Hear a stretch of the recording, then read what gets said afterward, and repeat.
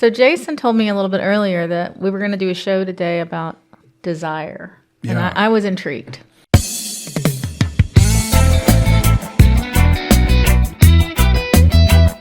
Hi, I'm Julie. And I'm the painter.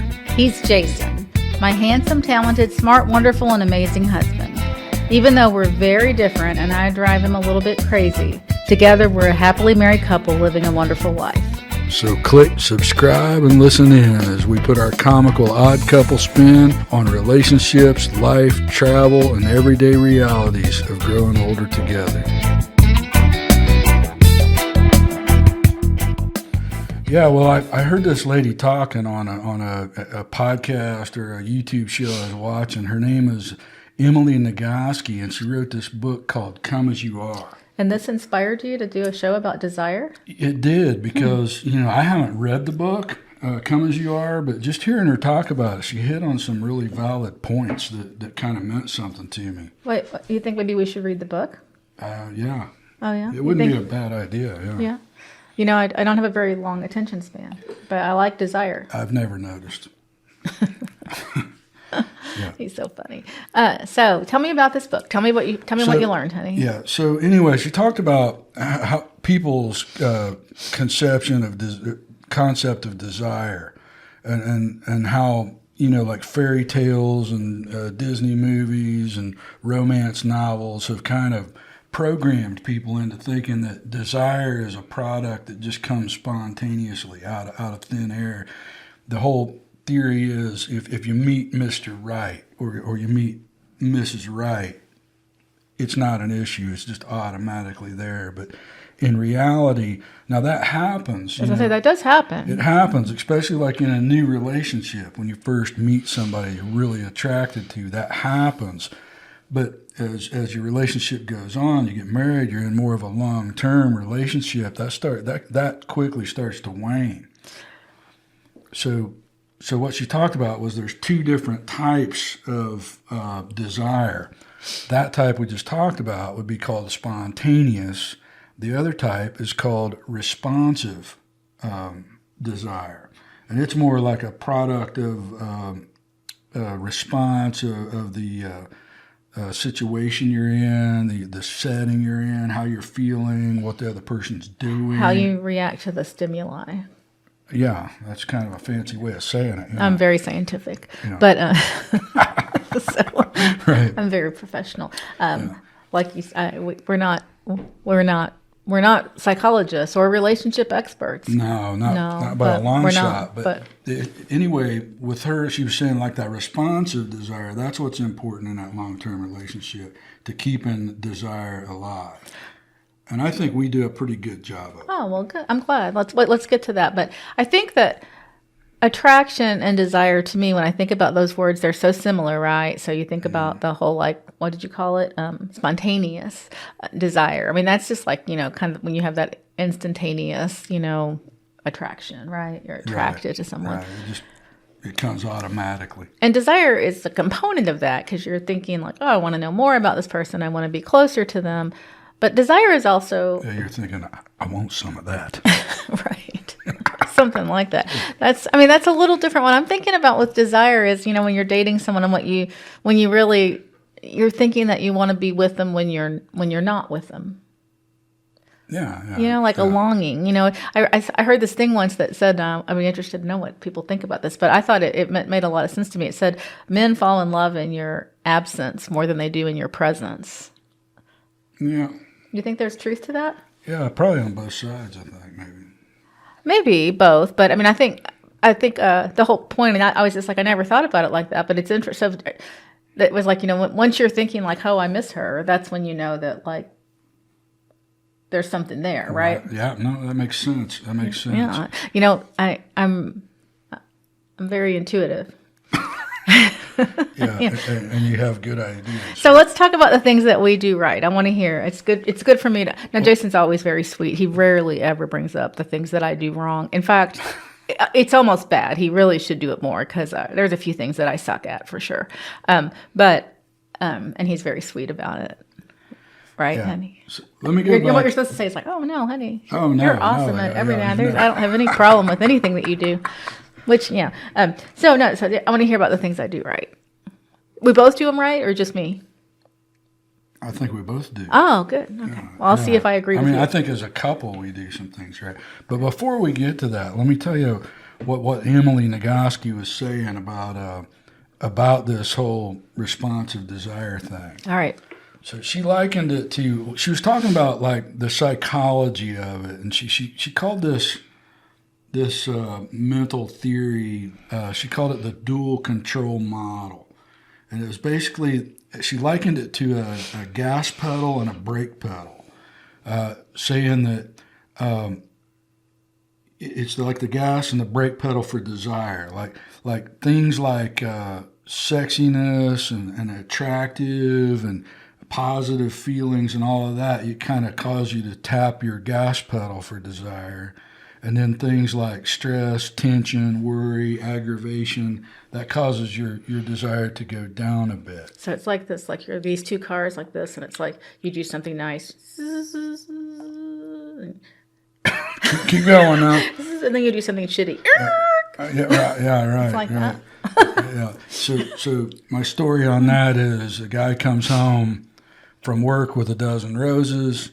He comes in. That would be a good thing to do, honey. You could do that. It would turn on my gas. Right. It would turn your gas on. It would. I'd be like, woo. Yeah, but then he looks at you and says, yeah, I got these on my way home from work for my mother because her birthday's here in a couple of days. And then, bam, that's slapping on the brake pedal. Yeah, not only that, but I think you weren't very smart because nobody buys flowers to give to someone 2 days away. I mean, they would be all wilty and they wouldn't be fresh. I mean, your mother would still love them. She's very sweet that way. But I would suggest that we buy them, a little closer to the time that you're going to give them to somebody. Actually, that reminds me of a story. Let me see if I can remember it really quick because this is very instantaneous. Oh, God, it was on a TV show. But remember, it was like a story where someone was giving somebody something in a box, and it was like something stupid, but it was so like this, it was like a TV show. It was like a dating couple, and, it opened it got down on one knee, and it was like something stupid. Like I was going to tie my shoe. Remember that? It was on The Office. On The Office. Oh, yeah, Jim and Pam. That's what it was. You're right. Yeah, they're walking along, and he gets down on one knee, and she's like, she kind of stops and he's like, well, I'm just, tying my shoe. And she's like, oh, you jerk. Which, let me just tell you, that would be a jerky thing to do. Don't ever do that. It might have been funny on The Office, but that would suck. And so anyway, yeah, so I get it. So we have the gas and the brake. Yeah. And it's not, and it doesn't have to be a big thing like bringing flowers home, right? Because nobody does that every day. No. So I think the bottom line is if you want to maintain desire in your relationship, you have to set the stage for it, and that's kind of a continuous thing, like a daily thing. You just set the stage right by doing things that help each other hit that gas pedal a little bit. So just talking about it, I'm already thinking, because I'm a thinker. I'm already thinking like, so desire helps lead to sex, but when we're talking about desire, we're not just talking about sex for sure. I mean, if you desire someone and you feel desired by someone, because that's to me, that's super important that you're with someone who makes you feel like they find you desirable, because it's definitely a really big turnoff when you're with someone who makes you feel like you're a pain in the ass. Nobody wants that. So desire can lead to sex, but it's not necessarily sex. So you can feel desire. You can kind of feel desire all the time. Like for me, desire, I know that I desire you. I mean, I know for a lot of reasons, but because I miss you when you're not here. And it can be just going to work. I miss you during the day when you're not at work. I desire you. Nice. I do. So, and that makes me feel good, right? So tell me some of the things that we do that are good. Because I'm starting to think now, my wheels are churning. So I want to hear what you have to say. Well, I think we've got 3 big things that we do that are really good tricks at keeping the desire going. And number 1, we start and end each day together. We do. Yeah, we do. And we started doing that pretty deliberately when we were dating. Honestly, when we were dating, once Jason started staying here overnight and leaving for work from here, it was really just that I didn't want the morning to end. He was going to be gone, and I knew I was going to miss him. So I would start getting up when he got up, and we'd have coffee. First of all, Jason gets up ridiculously early. I mean, he gets up hours before he has to be at work. So when he first started staying here, he would get up even earlier. He would have like an hour of time to kill after he was ready to go before it was time to go to work. So, so anyway, that he doesn't always have an hour of time to kill anymore. So we do it a little differently, but we do start our day together.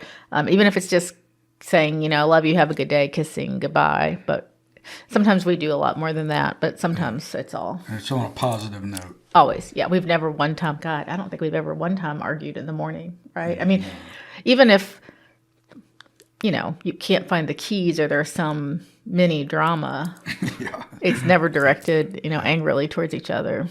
No. I hope we're not making people want to gag or anything. We're not perfect. We're not perfect, but we do have some. We do a good job of that. And I agree with you that. Yeah, I think we figured that one out. I mean, it probably happened by accident, right? Because of what you said, you just didn't want the day to end. But what it does when you start doing something like that, it becomes a habit pretty quick. Yeah, it does become a habit. Now, I do remember thinking, this will sound silly, but I do remember thinking when we were dating and falling in love, you know, that thinking to myself, deliberately, like thinking, I'm never going to stop doing this. I'm never going to stop trying to, you know, be sweet in the morning and starting the morning out well. But the other thing we really do is end the day well. And you want to tell them about that, honey? Yeah. So that leads to my next thing that I think we do that really is a good trick to keeping desire moving. Well, first of all, yeah, it does lead to that. But we always end the day together. Always. We never go to bed separately. Right, we sleep together. Always. And we always go to bed at the same time, so we spend some time together before we go to bed. Okay, now you can move on. Okay. So the trick is sleep together and sleep naked. Yeah, and that may be too much information for you guys, but it's important. It's a good trick. Mm-hmm. And I think, you know, it became a habit with us early on. And I think there's a lot of merit to it. Now, on the whole concept of sleeping together, I do think it's very important. And I think there's a lot of couples out there that, I mean, it sounds like a no-brainer, but I think there's a lot of couples out there that just aren't doing it. I think there's, you know, I've heard couples talking about it openly, that basically the way that the average day goes is he sits in his... How many couples have you talked to about whether or not they sleep naked? I'm not talking about sleeping naked. I'm talking about going to sleep together. Oh, okay. I thought you were going to talk about sleeping naked. We can start interviewing couples on it. Okay. All right, go ahead. So you're talking about how many couples go to sleep together? Yeah, there's a lot of couples that don't do it, you know, and we've heard them talk about it, you know, through life. You hear couples talk about their average evenings at home, or, you know, he's up really late watching sports reruns in his man cave. She reads a book, drinks tea, and goes to bed, and he comes in sometime in the middle of the night, or vice versa. Or, you know, she sleeps on the sofa because she doesn't want to keep him awake because he's got to get up early, and she's worried that she tosses and turns. When you're not going to sleep together, you're not setting that stage for desire to happen. Yeah, and that's real. We are getting more into the whole like sex and intimacy thing then, but that stuff is much more complicated when it doesn't just happen naturally. And if you go get in bed together naked and are sweet to each other before you go to bed, you know, it happens pretty naturally. It can sneak up on you. It can sneak up on you, yeah. And I guarantee if we did a scientific study on couples that go to bed together and naked and couples who don't, and who has more sex and better sex, that the naked couples would win. Don't you guys think? I mean, doesn't that make sense? I think that would probably be the case. Maybe we should suggest that to the people down there at IU, down there at the Kinsey Institute. At the Kinsey Institute. Maybe we should do a little study on that one. But no. Or listen, if any of you want to do that study, just write in and we'll be glad to start. We could do a blind, placebo-controlled dual study. I just put all that together. It doesn't even make sense. On the naked sleeping together couples and the couples who don't. But you have to be honest about how many times you have sex and how good it is on a scale of 1 to 10. What do you think, honey? No, I think it's brilliant. All right.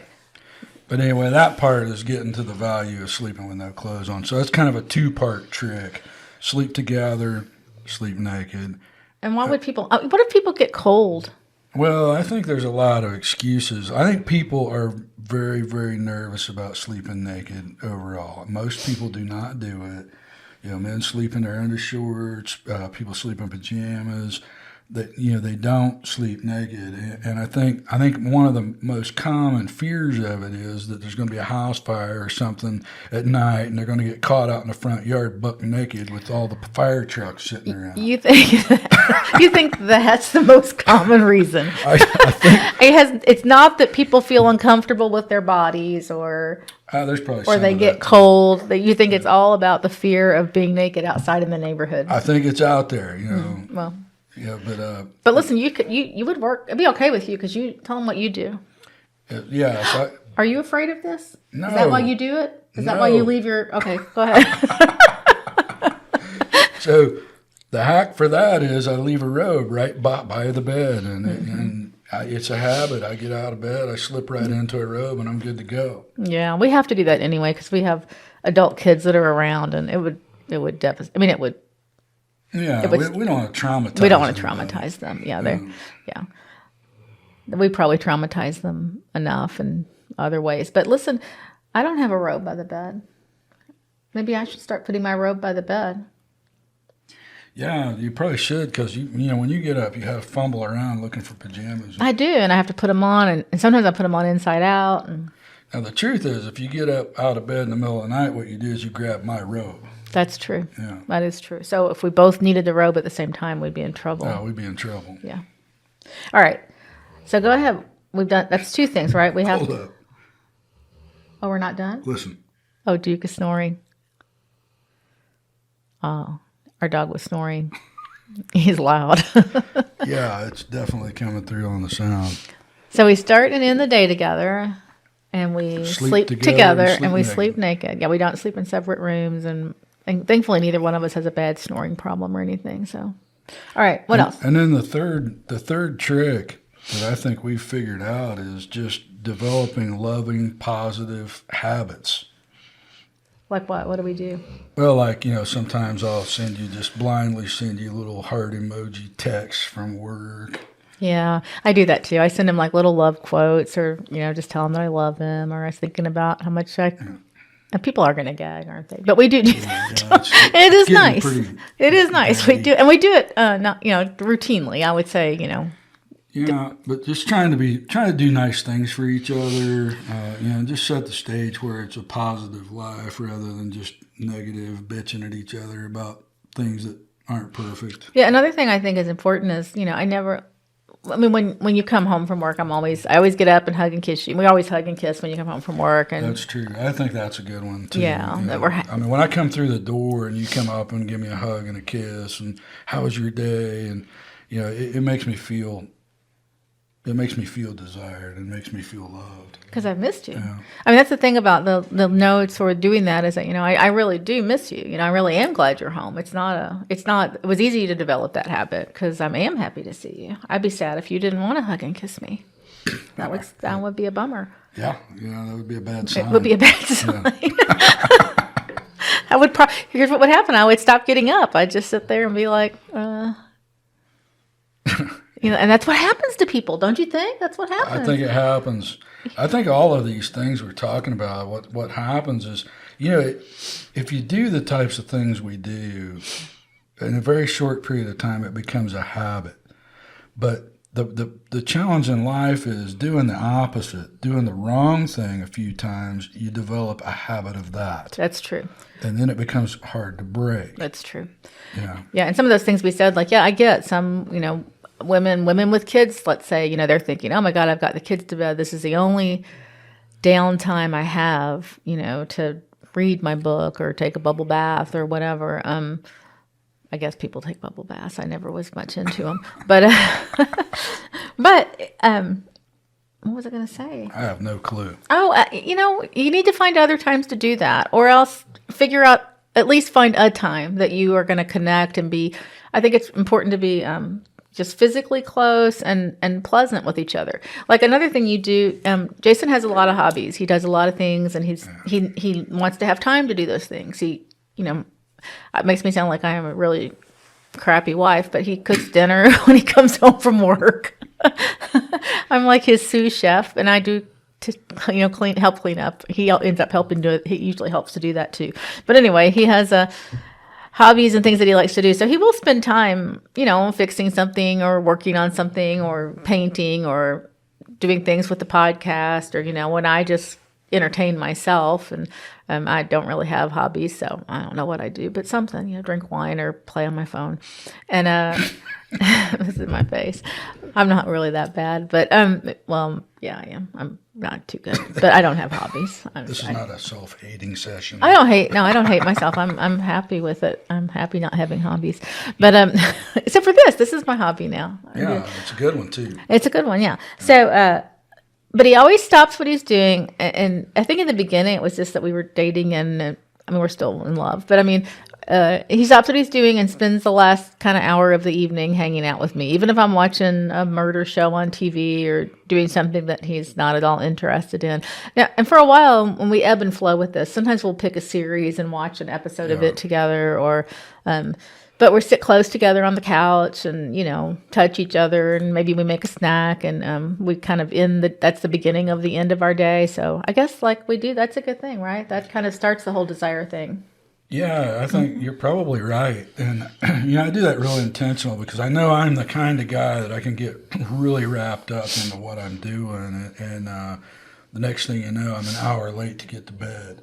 So what I do is I intentionally watch the clock, and I try to knock off at least an hour before my bedtime, and then give that hour to you there. And that is, you're right. During that hour, what we're doing is ramping down, or I am at least. I'm starting to wind down and get my mind and everything more in the time to go to sleep mode. Yeah. Habits or schedules or whatever obviously do help with all those other positive things too. But no, it is because I'm sure that there's times when you would be just as happy to stay up here and do other stuff until it's time to go to bed. And and I know you don't really love to watch TV, so so it's nice that we do that together, do something together. Sometimes we get in the hot tub. We haven't done that for the last few weeks so much, but it was so cold for a while. But anyway, sometimes we get in the hot tub and have a glass of wine, but we always do kind of start the day. Start winding down the evening together, and that is a nice thing to do. I was going to say something else that you did besides that was important. You do a lot of little things that I never would have, just to make our life more romantic, more beautiful. God, this show is really making you look good. Yeah, I like this show. It's a good episode. Is that why you picked it? I don't know. Yeah, but these are things that, it's silly, but we have these beautiful candlesticks on our dining room table, and Jason always lights the candles when we have our family dinner, even though our 24-year-old son's having dinner with us. It's not like we're trying to be super romantic. It just makes the whole atmosphere more pleasant, where we're just enjoying the time. And he plays music while we have dinner, and he plates our food to make it look beautiful. almost always. God. Well, this does make you sound good. Well, it doesn't really cost much of anything to do that. Mm-hmm. And it's not that much more energy, to light the candles. The candlesticks, they're beautiful, but the truth. They didn't cost much. Candles just don't cost much. Plating the food just takes a couple extra minutes, but it makes a difference in the whole ambiance of the dinner. You feel like you're having a better dinner. And it also, it makes me feel like, you're. I noticed that you're trying to make things nice for me. You're trying to make me feel a little pampered, and it works. It definitely makes me desire you, honey. Now you do a good job. That's good. What do I do that's good? Because I'm not sure we've really touched on that yet. You're beautiful, and you take good care of yourself, and you worry about that. You want me to desire you. That's very clear. You never hesitate to tell me how much you love me, how much you miss me. Okay. You do a lot. I take your shirts to the cleaners. You do. You take care of me, and you're my personal vacation planner. I am that. Yeah. And you make sure they're very nice. Oh well, I do like to spend, because I love moments. I like to plan kind of the moments. But maybe you're better at the everyday stuff, and maybe. Could be. Although we do both. Another thing that we do we have our date night every Tuesday. And we do things on the weekend as well, sometimes with friends or sometimes by ourselves, sometimes with kids. It just depends. But we do have our little date night on Tuesday that we started when we were dating. And even though it's become a little mundane, we have not given it up because I think it's just a good habit, that we do touch base on that Tuesday night. We're not home talking about, I don't know, where we're not cooking, we're not doing dishes, we're not home talking about things. It's not always a fancy night at all.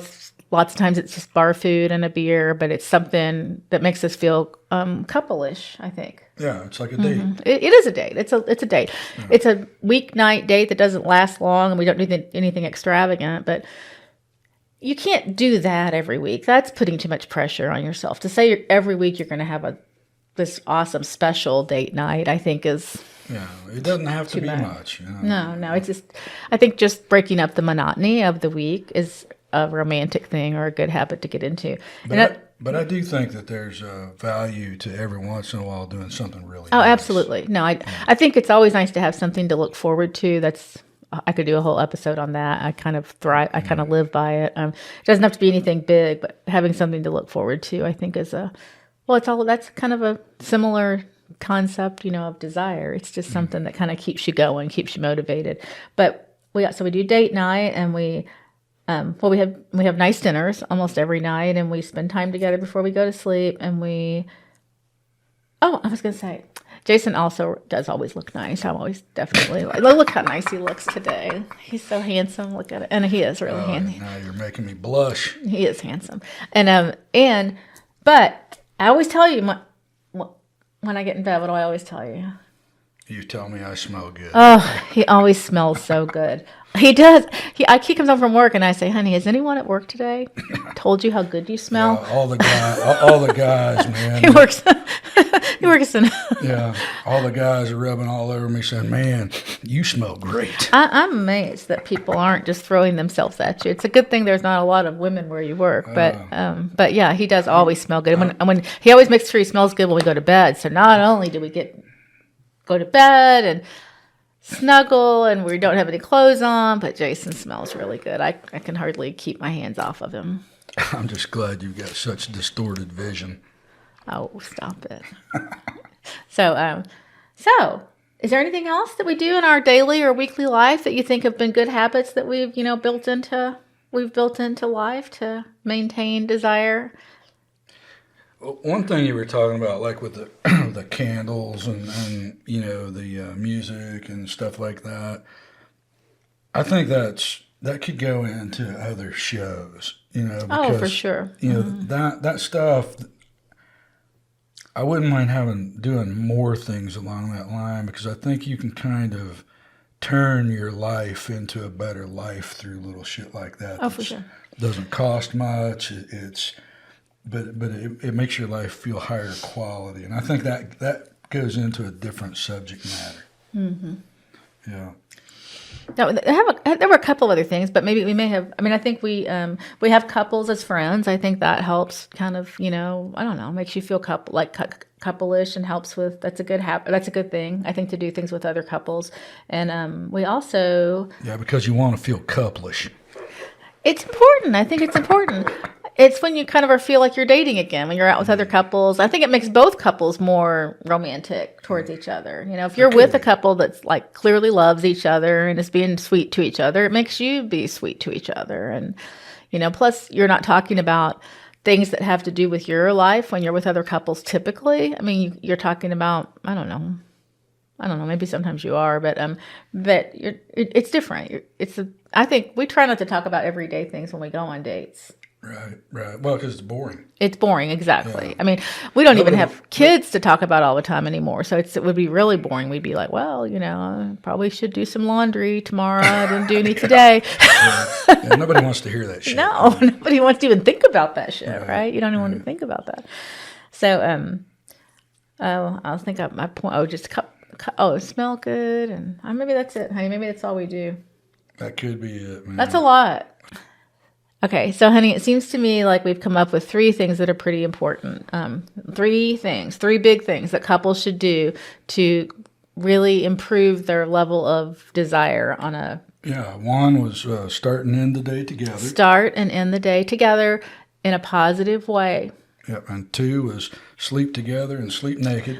We personally think this one makes a lot of sense, and really, trust me, it does. It just helps you feel connected and close and desired. Okay, number three. And three, develop loving, positive daily habits towards each other. And this is something that I think is probably, it might be the most important thing. I mean, I know you might think that sleeping naked is the most important thing, but Oh, yeah. but but this is something you can always change around and work on and improve upon. And I agree that being deliberate and developing positive, loving habits towards your partner is helps maintain desire.